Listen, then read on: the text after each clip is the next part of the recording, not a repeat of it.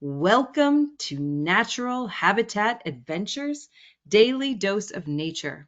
I'm your host, Sunny Vanderstar. Today's topic is Get to Know the Endangered Grauer's Gorilla, and it will be presented by Communications Manager at Grace Gorilla Rehabilitation and Conservation Education Center, Mark Jordahl.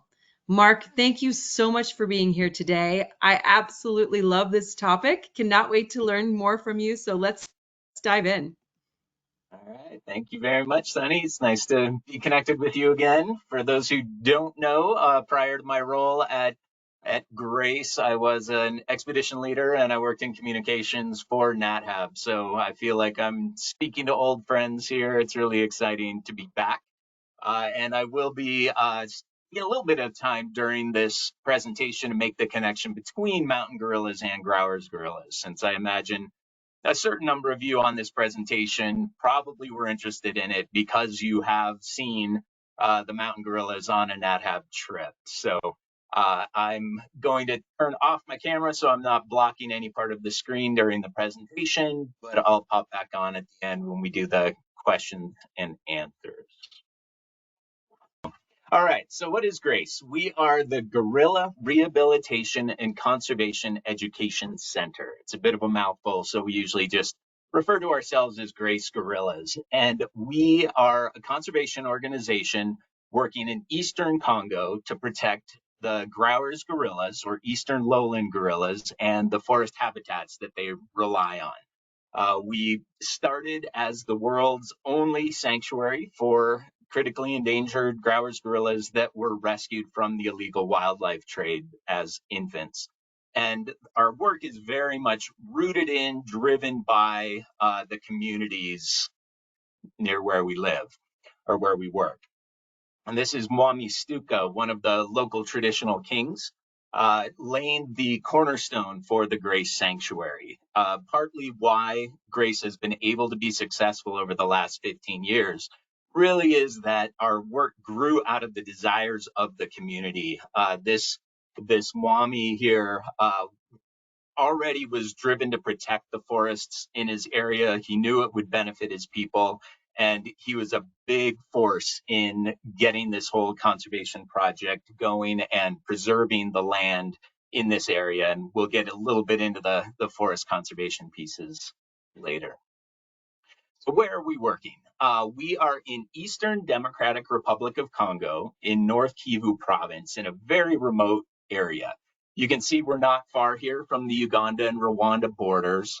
The green outline, if you can see it around Lake Edward there, that's Virunga National Park. So we're very close to that park, but we're really in an incredibly wild area that has some of the largest tracts of intact primary rainforest remaining in the world. And why do we focus on, well, why do we focus on gorillas? I'm sure if any of you have been on a mountain gorilla trip, let's see, am I still connected here?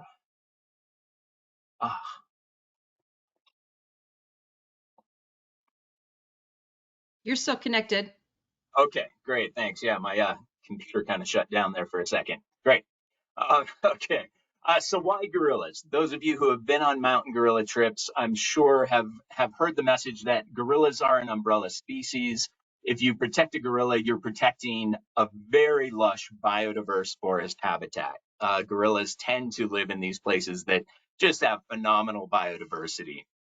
And it's also a really critical piece of the climate solution because the intact forests in the Congo Basin protect about 7% of the world's carbon stores right now. And of the three big rainforests, the Amazon, the Congo Basin, and the Indonesian rainforest, the Congo Basin is the only one that's still a carbon sink. The other two, based on recent research, are considered to be carbon emitters at this point because of industrial scale logging and agriculture. And so far, there are still vast tracts of the Congo Basin that are intact and really need to be protected now. And it's going to benefit us all. It's the air we breathe. It's the water cycle. It's taking carbon out of the air. So these really are critical for us to be turning our attention to. Just talk about gorillas in general. There are two species of gorilla divided into two subspecies each. You can see here over on the left, you have the Western lowland gorilla, which is by far the largest population of gorillas. They're somewhere in the 300 to 360,000 range right now. North of there, you see this little kind of small brown spot for the Cross River gorilla right at the Cameroon-Nigeria border. There are only about 250 to 300 of those left, and obviously they're a fairly isolated population. As you move east, you see here the larger pink is the Eastern lowland or the Grauer's gorilla. And then you see a couple small spots there that are the mountain gorillas, the Bwindi population and the Virunga population. And there's been some recent research that has looked at the genome of these gorillas to try to figure out what the relationships are, what the gene flow has been over history. Here on the left, you see on the top is a mountain gorilla silverback. That's a picture I took on a Nat Hab gorilla safari. Below that is Kioma, who's the silverback at our sanctuary. They're very closely related. Eastern and Western gorillas split from each other about 180 to 150,000 years ago. But a study, I added this in because this study was just released this year. You can see the researchers down below. Damien Coyote is one of our advisors, so he was part of this research. But they looked at the genome to figure out what's happened over the last 50,000 years. And it's sort of interesting. You can see Western and Eastern, there were just the two species between 50 and 26,000 years ago, with pretty expansive ranges. And then you go to the panel B there, and you see the big gap there between the Western species and the Eastern. And for those of you who know your geological history, what was happening then? That was the last ice age. So a lot of the water was locked up in the ice caps that really dried out this part of Central Africa. So massive range expansion or contraction for the Eastern gorillas and a separation between Western and Eastern. That's also between 10 and 20,000 years ago is when the Eastern lowland or Grauer's gorillas split from the mountain gorilla. Those lakes dried up in East Africa, and those two populations were separated at that point. Then, as that ice melted, things got wetter again, humid again, and there was a reconnection about 10 to 14,000 years ago between the Grauer's gorilla and the Cross River gorilla. So there's actually some relatively recent gene flow between the Grauers and the Cross River. And then between 0 and 10, uh, you can see the split. Cross River broke off from the Western lowland. And interestingly, this research found that the Grauer's gorilla is more closely related to the Virunga species than the Bwindi subspecies. So this really reinforced the idea that we've felt for a while, that the two mountain gorilla groups, the Bwindi and the Virunga group, were most likely separate. And the Grauers and Virunga have more recent gene flow than the Grauers and the Bwindi or the Virunga and the Bwindi population. So some interesting stuff to figure out how these species are all related.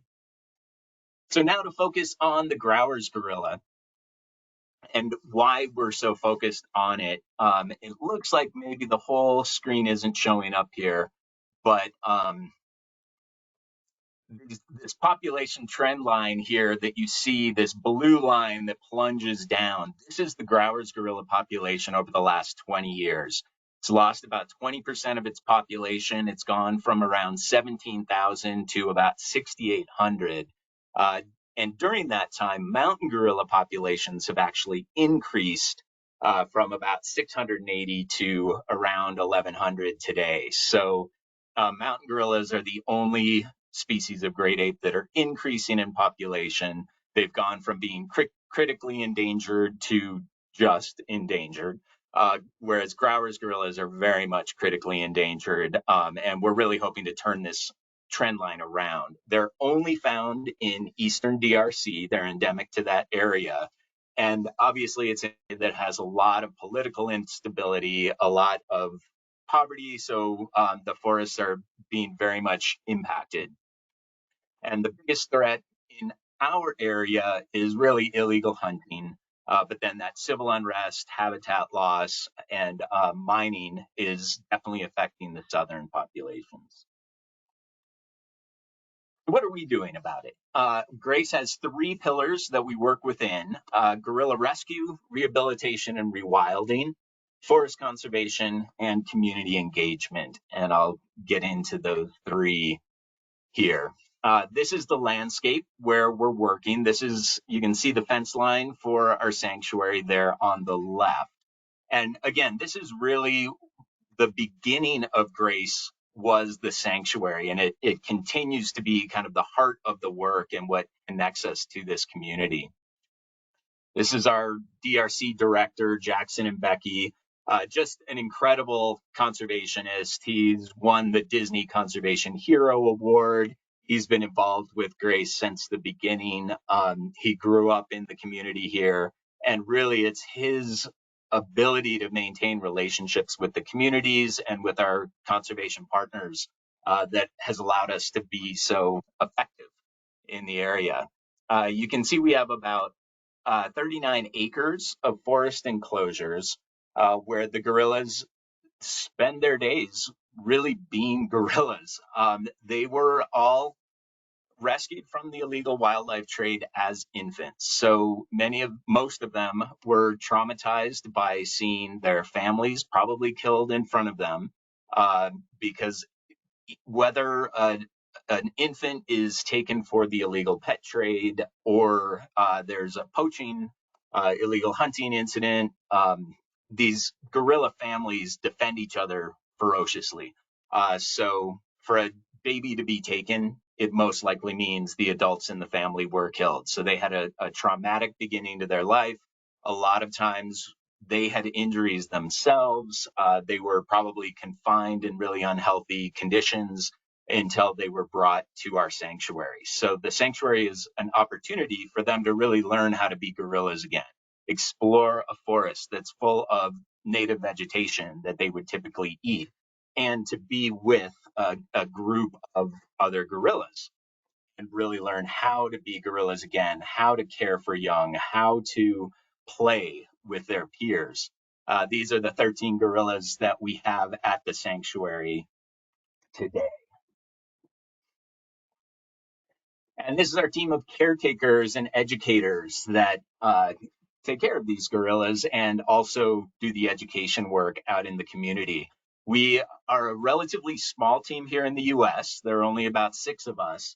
But in Congo, we have about 40 people working at the sanctuary, and all told, with forest guardians that we employ and other roles, we employ about 130 people in Congo, and we are most likely the largest employer in this region where we're working. Our care team is supported by a pretty incredible global team of experts. We have advisors from Disney Animal Kingdom, from Los Angeles Zoo, from Dallas Zoo, just a lot of primate experts who are an incredible resource for us and for our team. And you see pictures here of them at the sanctuary, but for a number of years now, 6 or 7 years, our Congo team has really it's an all Congolese team working there at the sanctuary, and they're really running the whole show. We don't have Western advisors going back and forth on a regular basis. We do have regular Zoom check-ins so that if there are any health concerns or anything going on with the gorillas, we have these resources available. But the capacity of our Congolese team is just amazing, and they're running the show. This is the kind of transition that our care team has seen. This small picture here is Kioma, who's the silverback at the sanctuary when he was rescued. And the larger picture, obviously, is him today.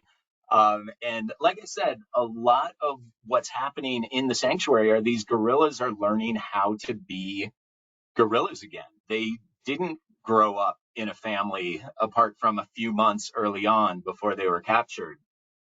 They're having to learn how to play. They're having to learn the social dynamics. How do you react when the silverback comes in? And even Kioma had to learn how to be a silverback.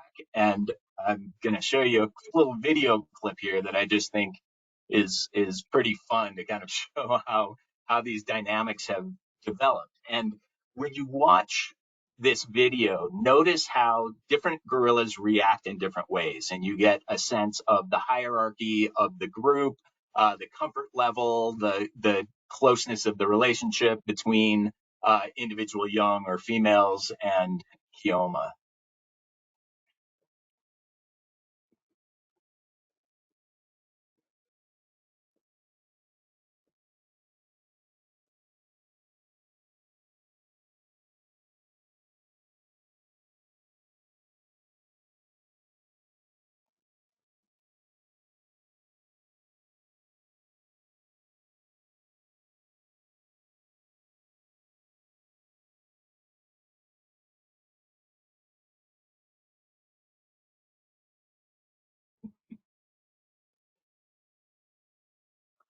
I just love that dynamic that you see because it's primates learn a lot of their social dynamics from each other. They're very similar to humans in that way, but these gorillas have been able to figure out these hierarchical relationships and the roles that they play within the family, even though they weren't trained as young to learn those things.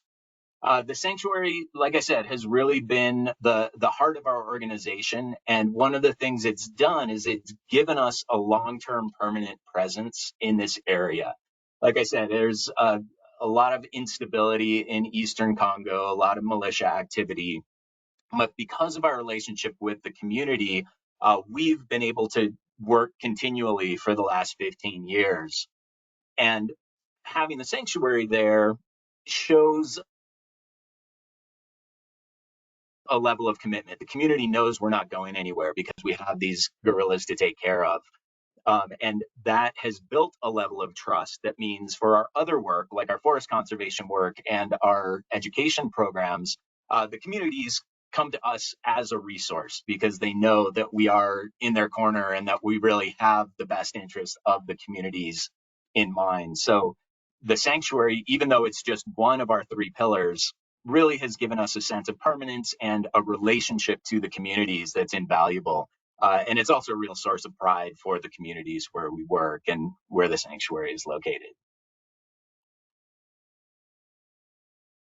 Our ultimate goal is to rewild as many of the gorillas as we can from the sanctuary. We really want to see these animals back in the wild.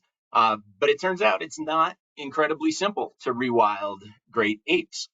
There are a lot of factors that go into it, and we're following the IUCN Great Ape best practices and their guidelines. But it's a long and complex process. But we are actively in the process right now of working on a project to try to rewild the gorillas. But for me, I just started at Grace a few months ago. It's been fascinating to learn what all goes into a release project. You need to do behavioral assessments. You need to make sure you're selecting the right gorillas to release. Uh, we look for things like, is there a gorilla that's spending more time away from the rest of the family? You're primarily looking for females of reproductive age so that they can get adopted into a wild family. You want to make sure that they kind of know how to interact with the other gorillas. So there's a lot of research that's happening at the sanctuary right now on the relationships between the gorillas, partly in an attempt to determine which ones will be the best candidates for release. Health assessments are very important, both because you don't want to have a gorilla that's been exposed to a human disease and release them into a wild family that could impact the family. But you also want to make sure that they're as strong as they can possibly be before they get released into the wild, because they're going to have an adjustment period where they're learning how to survive in the wild, how to find the right foods, and all of that. So that's a big factor. Making sure you have the right place to release them, that it has the right foods, that it has enough of the right foods, that it's a place where they're going to thrive. You need to make sure you're not doing any harm to existing wild populations or habitats. And very specifically for existing wild populations, what we're looking for is a location that does not have a viable population of gorillas right now. We want it to have a certain number of gorillas because you want the released gorillas to go into a family where they can learn the landscape, be protected. But you want to have a population that is isolated and probably would not survive without reinforcement, just to make sure that we are benefiting that existing wild community by introducing gorillas from the sanctuary. You need to make sure that you can protect the gorillas post-release, that you have some kind of a structure in place to guard that section of the forest and make sure that they'll remain safe and that you're not releasing them into a situation where they might be vulnerable to poaching or other impacts. And you need to time the release with the rhythms of nature. You want to make sure that you're releasing them when food is abundant and not at a time when it's really limited or where they're going to be competing with existing wild populations for food. So it's a pretty complex process. It's a lengthy process, but we are working on it. And if you follow us, hopefully you'll hear some news before too long about that project moving forward. Okay, our next big pillar, forest conservation. These areas where we're working are incredibly wild. Like I said, there are very few places in the world where you can protect vast tracts of intact primary rainforest. And these places are just incredible. They're, unfortunately for a Nat Hab audience, there's no tourism in this area at this point, but it's certainly an area that I would love to get over and be able to explore. Incredibly rich and biodiverse. One of the conservation areas that I'll be talking about here in a sec, the Taina Nature Reserve. A few years ago, we did the first great ape survey and installed a bunch of camera traps. And the things that were found were just incredible. I mean, not only Grauer's gorilla population of somewhere between 150 and 300 individuals, but other endangered species, okapi tracks, colobus monkeys, there's leopard in there, pangolins, just the biodiversity is incredible. So Taina Nature Reserve, you can see in the large circle here, and then Grace's location is that smaller circle just to the right. Taina Nature Reserve, the land for this was donated by 21 barazas or families in the area. Again, all of this work is really driven by the communities. This was established before Grace came along, and they've since approached us for some support. But if you look in this map on the right-hand side, you see all of that yellow. That's deforestation. That's human development. And that's coming from, there's a highway that just goes straight up that section of the Albertine Rift. And the development follows the highways. And you can see how it's just advancing towards the Taina Nature Reserve. And the Nature Reserve West is that incredible intact forest. So we really feel like now's the time to be protecting these landscapes because that forest is still there. It's the best opportunity is to maintain the forest rather than try to restore forests that have been taken down. But this was the first community managed forest in Congo, which means that the community has representatives from these 21 families that are making the conservation decisions for the landscape. They're patrolling it themselves. They're really doing an incredible job protecting this landscape. And the project we're working on right now, we're really excited about, a corridor that will connect that Taina Nature Reserve with Maico National Park. Taina and Maico are both strongholds for great apes, both Grauer's gorillas and chimpanzees. And Taina Nature Reserve is about 222,000 acres. This Usala corridor will add about 284,000 acres and allow for gene flow and the protection of the biodiversity in this forest into the future. And obviously connectivity is incredibly important. There's also other partner organizations that are working to connect Maico National Park with Kahuzi Biega that you see down to the south. So there's a large effort right now to try to protect this area of the Congo Basin. But we're really excited about this. And there's also a huge human rights component to this, because part of establishing this conservation corridor, the communities in this area will gain title to their land for the first time ever. And that will allow them to protect it against in-migration, against potential logging or mining interests. And this land will be microzoned, so they'll actually be able to benefit from the land through limited hunting in certain areas, some sustainable tree harvests. They can still go in and gather medicinal plants and food plants. So this really will become a living landscape that's going to benefit the communities there, and they're going to end up with title to their land. So there are both human and conservation benefits to this project that we're really excited about.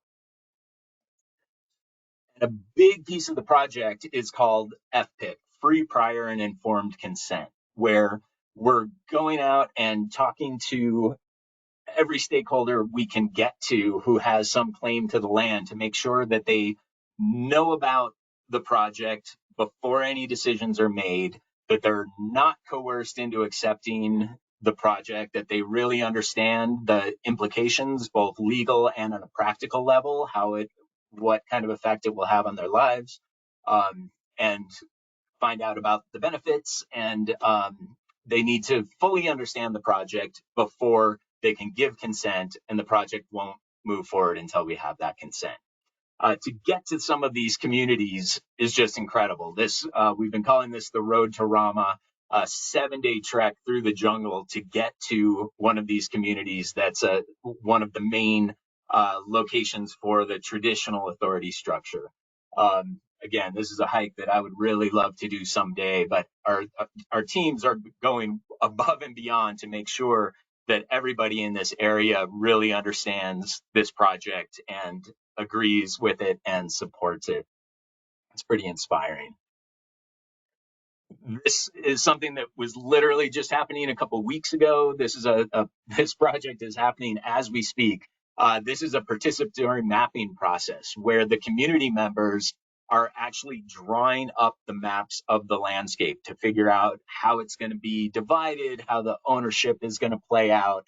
But this is very much not just somebody coming in and saying, okay, this is how we're going to divide up the land. This is the members of these communities really drawing on their knowledge of the landscape to come up with the most appropriate boundaries. So it's a pretty exciting piece of the project.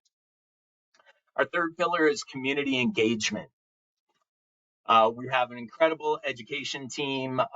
They are reaching thousands of people every year. They're very well trained in conservation education best practices. This is another thing that really came from our Disney partnership. They had education advisors who are part of developing the curriculum. Our outreach and education manager she also has a background in conservation education. So really the quality of education is very high, and it's all being measured, really doing a lot of monitoring and evaluation of all the programs to see what's effective and what's not. And it's a combination of sustainable livelihood projects, so everything from fuel efficient stoves to tree planting, guinea pig harvesting. There's a radio program that you can see the image of up in the right here that's reaching about 15,000 people every year. Education programs for kids reaching a couple thousand, primary 3 students every year. And then we're also involved with community events like World Gorilla Day, International Women's Day, and all told, we're reaching around 65 to 70,000 people a year with our education programs. And we recently expanded. We're working in partnership with Virunga National Park. We've moved to this area called Mount T, or Mount Shivarimu. So we're working with an additional couple of communities there. We've expanded our education team to reach into these other communities. So we're definitely on a huge growth trajectory. And I feel like every time I turn around, there's a cool, exciting new project happening. So why does it matter? Why is this work important? There's sort of this joint environmental crisis in the world where biodiversity loss and the climate crisis are both happening at the same time, and it can feel sometimes that attention is being drawn one direction or the other. Uh, Protecting these forests in the Congo Basin addresses both of these. These are some of the most biodiverse places in the world, and it's one of the most important carbon sinks. So protecting these forests really benefits us on a lot of levels. Um, our work really thrives because we have a permanence in this area. We have relationships with these communities, and they know that we're sticking around. We're not going anywhere. We are the only international conservation organization working in this region. And partly the reason that we are able to is because of those relationships with the communities. Also, the way it's being done is really, like I said, to benefit the communities. It's not a fortress conservation gates and guns approach. This really is a way that communities will benefit from protecting their forests. So that's really exciting and inspiring. And there's urgency around this. You saw that yellow wave on the map approaching these forests.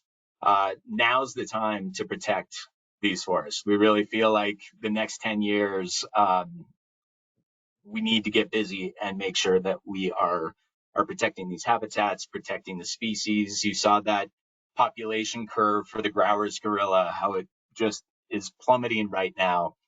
We need to protect these forests now while the species are still there to be protected and while the forests are still there to be protected. So that is an overview of our work, and I'd love to open it up to any questions that you might have. Mark, thank you so much for sharing your work with us and this project with us. It is fascinating and so full of innovation and integrity. So I'm just so glad to know it exists and that it's out there if anybody feels like supporting this cause. We've got lots of questions. So I just want to Great. remind everybody that they can submit questions via the questions field in the control panel, but let's get right down to it. Let's see. Have there been any babies born in the sanctuary? No, the gorillas are, the females are all on birth control. Because our goal is definitely not to have more gorillas in the sanctuary. Like I said, the goal is ultimately to release the ones that we're able to release. Some of them have injuries that mean that they won't be able to be released in the future. But yeah, the goal is we're not trying to breed them here because that reintroduction process is so complicated. We would rather protect the forest where wild populations exist in order to allow those to expand naturally, rather than breeding and releasing, just because there is some health risk and things like that. Um, so yeah, and we actually since 2016 have not even received an infant gorilla from the illegal wildlife trade, and we're not entirely sure why that is. Whether the poachers are getting more sophisticated and able to evade law enforcement, or whether there's a reduction in people capturing young gorillas, we don't really know. But we have not received a new gorilla since 2016. Interesting. What animals are hostile to gorillas and threaten their survival? Humans. Mhm. Yeah, I mean, really, in the wild, the young can certainly be taken by leopards and things like that, but the silverbacks, the adult females, they're huge. They're just really big, and they fiercely defend their young. So, really, it's humans who are the biggest threat. Mm. At what elevation are the lowland gorillas located? Yeah, it's funny. It's kind of a misnomer, and it's one of the reasons we tend to refer to them as Grauer's gorillas more than Eastern lowland gorillas, because they will live up to 10,000 feet or more in the mountains in Congo. So Mm. they do live at lower elevations. Also, our sanctuary is a little over 4,000 feet. They will live in river basins and things like that. And especially Western lowland gorillas live in really kind of sea level. But Grauer's gorillas do have an incredibly wide range of habitats where they can live. And, it's one of the things that I think about with mountain gorilla populations. It's great that their numbers are increasing and it really shows that conservation can work, but their habitat is not increasing. They're living in these islands on top of the volcanoes. Um, and that's not really going to expand. So at some point, their population might get too big for their limited habitat. The Grauer's gorilla, on the other hand, there's still huge, vast tracts of forest where they can live. So if we can get their numbers up, there really is a lot of land for them to expand into. Hmm. You mentioned caregivers in the Mhm. sanctuary. Can you talk a little bit more about what it looks like in the sense of when they're living there, are they wild foraging and hunting as they wish, or are they being fed, or does it depend on the situation?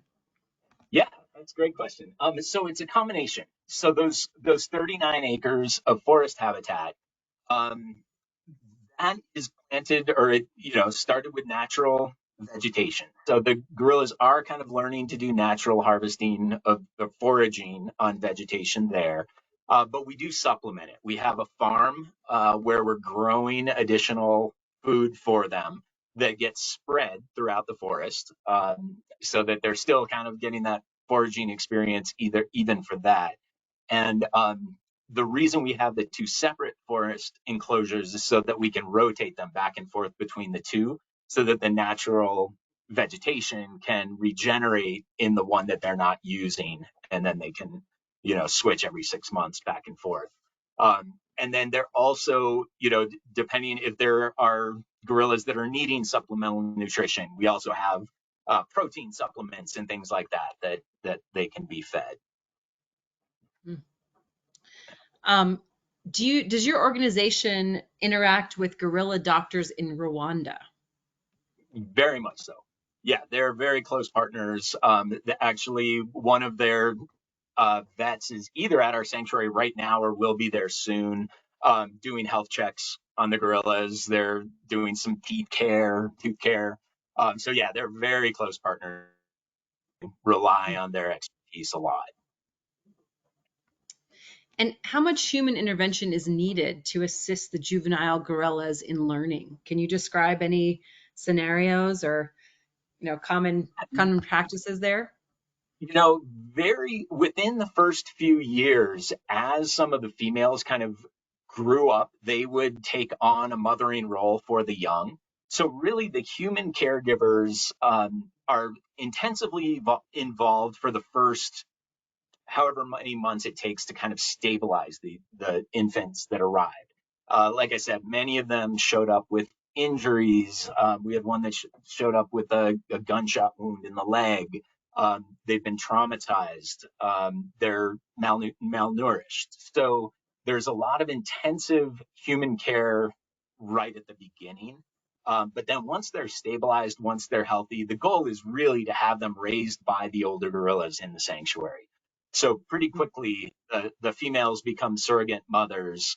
And for those of you who have been on a gorilla trek, you've probably seen how involved the silverback, the dominant males, are as well in raising and playing with the young. So it really is the gorillas are teaching the younger gorillas.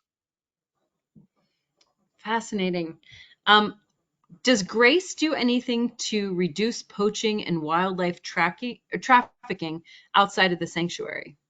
Mhm.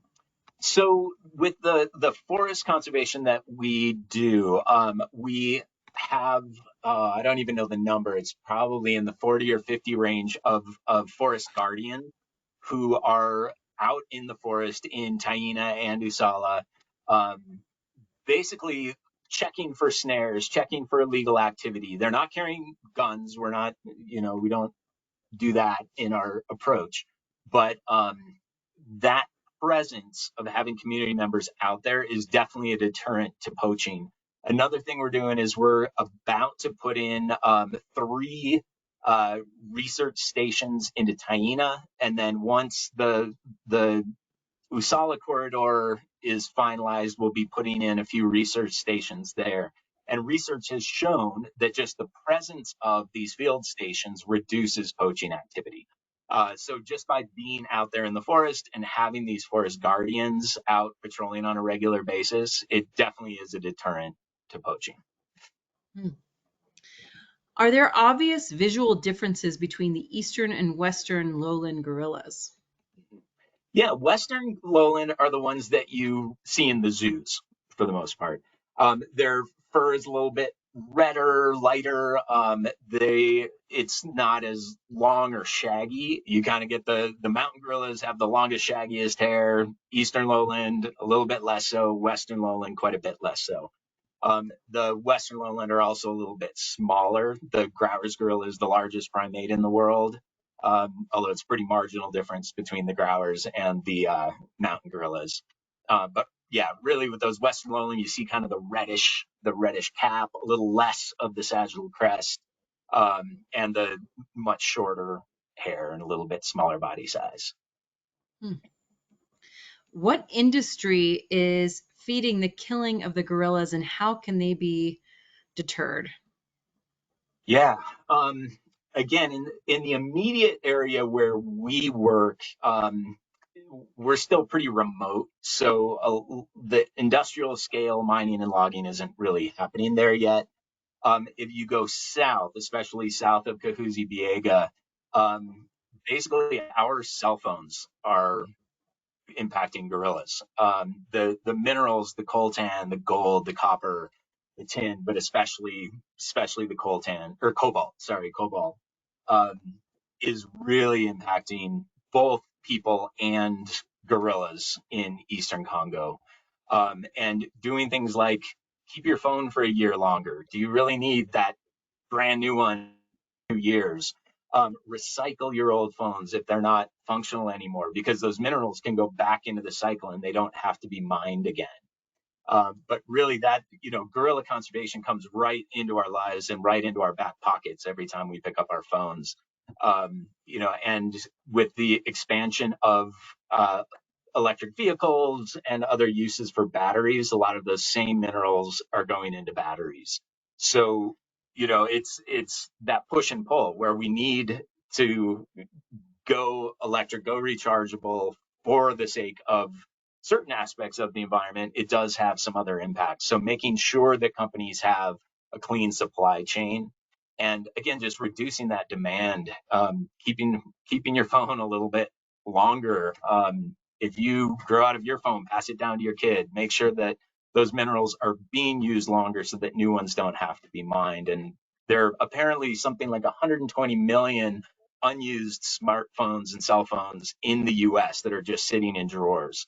If we could get those 120 million cell phones to be recycled, that's a lot of valuable minerals that can be reused to make new electronics. We partner with an organization called EcoCell, that does that for us and then actually gives a contribution to Grace for every cell phone that they recycle or refurbish.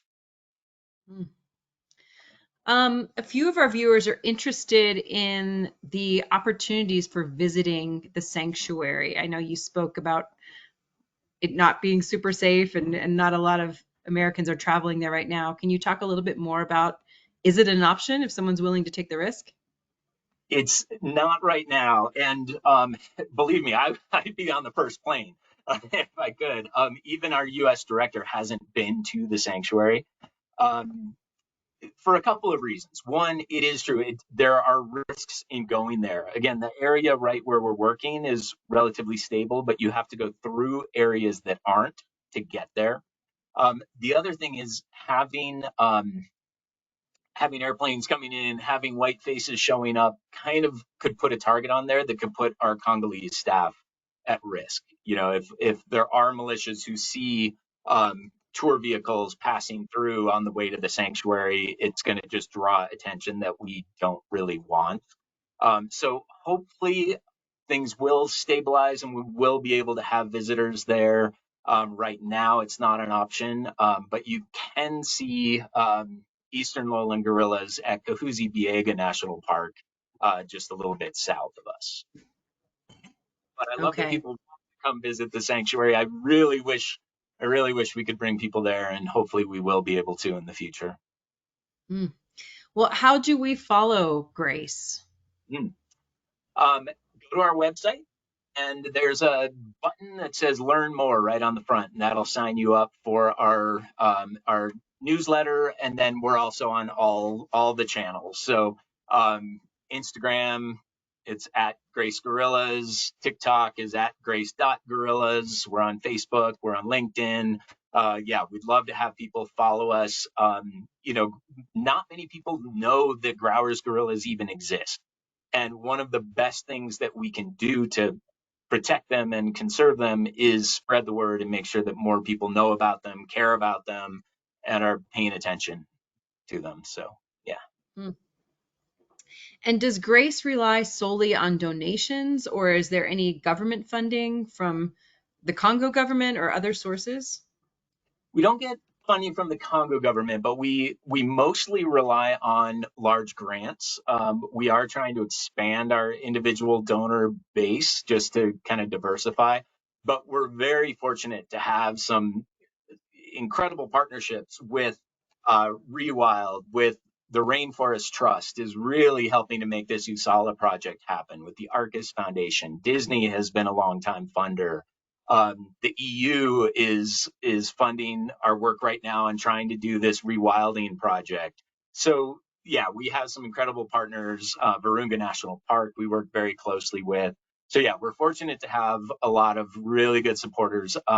The reason that we really want to expand our individual donor base is, you know, that's the money that goes to support the operations. Grants tend to be restricted to a very specific project. But you know, we want to do professional development for our staff in Congo and make sure that they're at the cutting edge and ready to take over leadership for conservation in Eastern Congo, and things like that really come through individual donors. Well, that is the last question we have time for today. So I want to hand it back to you for closing comments. All right. Well, I really appreciate everybody being here. I apologize again for the little technical difficulties at the beginning. I hope you developed some new interest in Grauer's gorillas if you didn't already have it before. I do hope that in the future, Nat Hab will be able to take groups to visit our sanctuary and to hike the road to Rama. But yeah, please follow us. Just keep an eye on the work that we're doing, and thank you all for being here. Mark, thank you again for taking time to present for us today and for sharing. Like I said, this just sounds like such an innovative project. We hear a lot about, you know, ecotourism dollars going to support conservation, and it's a lot harder to do it when you don't have Yeah. visitors. So I applaud you all for being so innovative in doing it, and for really bringing in the local communities to and empowering them to really take the lead. It sounds like an amazing program. We couldn't do it I want to without the thank team. everybody who joined us today. Please join us again tomorrow for our next daily dose of nature. You can check out this week's lineup, including registration links, on our website at nathab.com/webinars. We did record today's presentation, and we will have the replay available on our website soon. With that, I'll conclude the webinar. Have a wonderful day, everyone. Thank you.